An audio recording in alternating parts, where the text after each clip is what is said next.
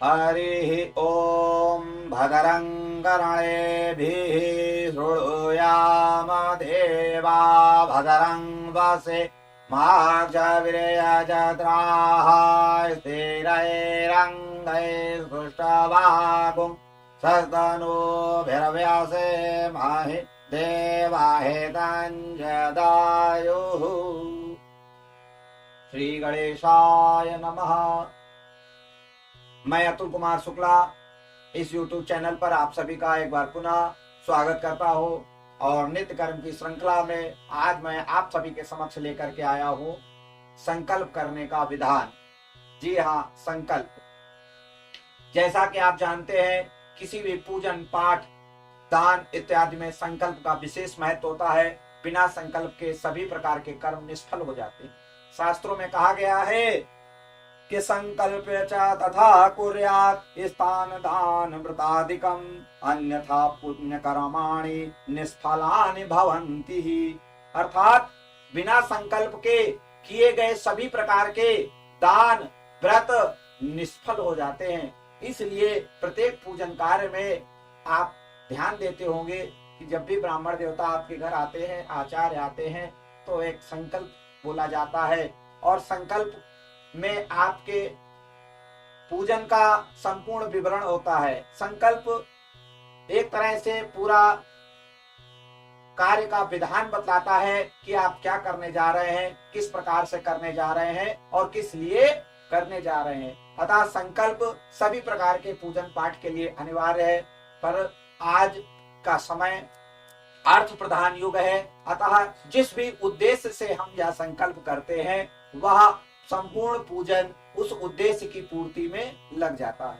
तो संकल्प का सही विधान क्या है, संकल्प को किस प्रकार करना चाहिए, संकल्प करना हमारे लिए और हमारे पूजन पाठ के पूर्व उस उद्देश्य को दर्शाता है। तो आज हम जानेंगे संकल्प करने का सही तरीका।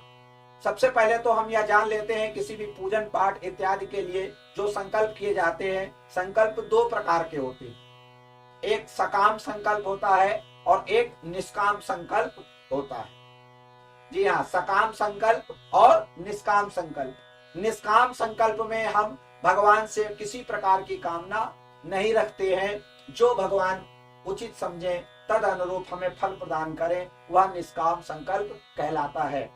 और दूसरा होता है सकाम संकल्प, जिसमें हम जो भी पूजन पाठ करने जा रहे हैं या करते हैं उससे पूर्व हम भगवान से प्रार्थना करते हैं कि अमुक कार्य की परिपूर्णता के लिए, अर्थात अमुक कार्य अमुक उद्देश्य की पूर्ति के लिए हम यह संकल्प करते हैं। तो इस प्रकार से निष्काम संकल्प होता है और सकाम संकल्प होता है।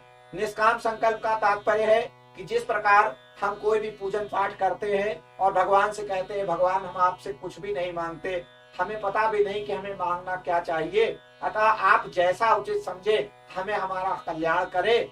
तब भगवान जो भी हमारे जीवन में अपूर्णता है, जो भी कमी है, उसको समझ करके हमें सुफल प्रदान करते हैं। और सकाम संकल्प में हम भगवान से प्रार्थना करते हैं कि आयु आरोग्य की प्राप्ति के लिए, धन लक्ष्मी की प्राप्ति के लिए, या हम किसी भी प्रकार के कुंडली के ग्रह दोष निवारण के लिए इत्यादि पूजन इत्यादि का संकल्प लेते हैं। तो आज हम बात करेंगे संकल्प सकाम संकल्प के विधान की। तो संकल्प का विधान बहुत ही संक्षिप्त है, आइए संक्षिप्त में जान लेते हैं। सबसे पहले आपको क्या करना है, दाहिने हाथ में जल, अक्षत, पुष्प, पान, पुंगी फल, सुपारी इत्यादि पुष्प इत्यादि सामग्री लेकर के आप दाहिने हाथ में संकल्प पढ़ते हैं। तो संकल्प किस प्रकार से बोलना है आप देख रहे हैं, आपके समक्ष स्क्रीन पर आ रहा है, आप इसका भी सहारा ले सकते हैं। तो सबसे पहले संकल्प करने से पहले आप भगवान नारायण का ध्यान करते हैं, भगवान विष्णु का ध्यान करते हैं। तो आइए भगवान विष्णु का ध्यान कर लेते हैं। शांताकारं भुजगशयनं पद्मनाभं सुरेशं विश्वाधारं गगनसदृशं मेघवर्णं शुभांगं लक्ष्मीकान्तं कमलनयनं योगभिर्ध्यानगम्यं वन्दे विष्णु भवभयहरं सर्वलोकैकनाथम्। ओम विष्णु विष्णु विष्णु। भगवान विष्णु का 3 बार स्मरण करते हैं, अर्थात जो भी परिपूर्णता अपूर्णता हो भगवान विष्णु का नाम लेने मात्र से वह पूर्ण हो जाती है। ओम विष्णवे नमः, ओम विष्णवे नमः, ओम विष्णवे नमः। ओम अद्य ब्राह्मणो अहि द्वितीय परार्धे श्री श्वेत वाराह कल्पे वैवस्वतमनवन्तरे अष्टाविंशतितमे कलियुगे कलि प्रथम चरणे जम्बूदीपे बौद्धावतारे भूर्लोके जम्बूदीपे भरतखंडे भारतवर्षे। अब भारतवर्ष के अंतर्गत आप जिस उप प्रांत से हैं उसका नाम लेते हुए, जैसे कि मैं लखनऊ से हूं तो मैं बोलूंगा लक्ष्मणपुर नाम नगरे। जिस ग्राम से आपका संबंध है उस ग्राम का नाम ले सकते हैं। तो मैं जैसे कि राजाजीपुरम ग्राम से हूं, राजाजीपुरम ग्रामे अमुक नाम संवत्सरे। अब कई लोग प्रश्न करते हैं पंडित जी ये संवत्सर क्या होता है? प्रत्येक वर्ष का नाम होता है, अतः आप पंचांग में संवत्सर का नाम दिया रहता है। जिस प्रकार इस वर्ष 2020 में संवत्सर जो है वह है प्रमादी नाम संवत्सर, तो आप प्रमादी संवत्सर का नाम लेंगे। प्रमादी नाम संवत्सरे अमुक मासे, तो मासे में जो भी महीना है उसका नाम लेंगे। जैसे कि यह महीना चल रहा है कार्तिक मासे सुबह कृष्ण पक्षे। अब ध्यान देना है पक्ष में शुक्ल पक्ष है या कृष्ण पक्ष, तद अनुसार आप कृष्ण पक्ष या शुक्ल पक्ष का नाम लेते हुए उच्चारण करते हुए, तिथि का उच्चारण करते हुए अमुक तिथौ अमुक वासरे अमुक गोत्र। अब प्रश्न उठता है आप अपना गोत्र ले सकते हैं। यदि आपको अपना गोत्र नहीं मालूम है तो आप अपने घर के बड़े बुजुर्ग से जानकारी कर सकते हैं, और नहीं तो आप कश्यप गोत्र का उच्चारण करते हुए संकल्प कर सकते हैं।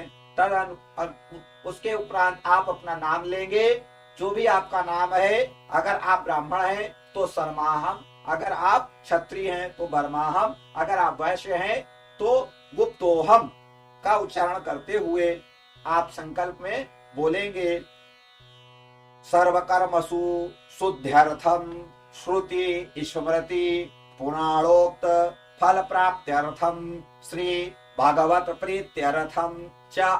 अब जो भी आप पूजन पाठ संकल्प दान इत्यादि करने जा रहे हैं उस कर्म का उल्लेख करते हुए अमुक कर्म करिष्ये, इस प्रकार से आप उसको भूमि पर अर्पण कर देते हैं।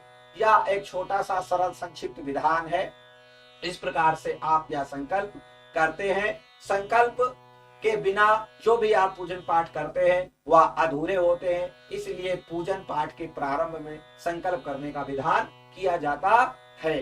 संकल्प में हम ब्राह्मण देवता को साक्षी मानते हैं, दीप देवता को साक्षी मानते हैं, और संकल्प करने से पूर्व हम भूमि पूजन,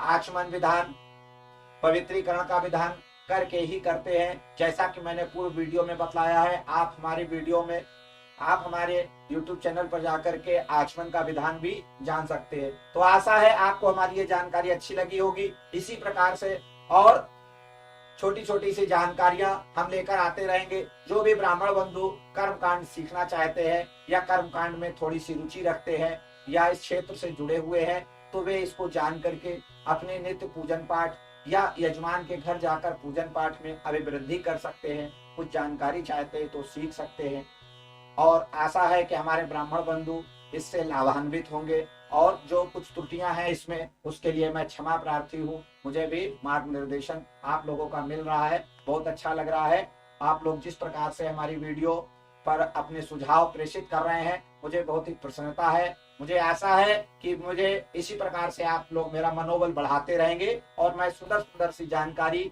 आप लोगों के समक्ष लेकर आता रहूंगा। धन्यवाद। जय जय श्री।